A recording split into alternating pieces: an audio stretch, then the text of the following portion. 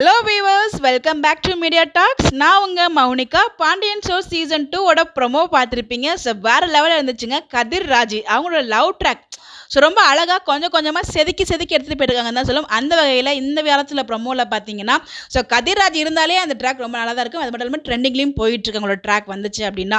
So நீங்கள் last week ப்ரொமோலே நீங்கள் பார்த்துருப்பீங்க. ட்ரெண்டிங் நம்பர் 2 கூட வந்துச்சு உங்களோட ப்ரொமோ. அது கதிர்ராஜ் இருந்தாலே அந்த ட்ராக் வந்து வேறு லெவலில் ஹிட் கொடுக்குதுன்னு தான் சொல்லி ஆகணும்.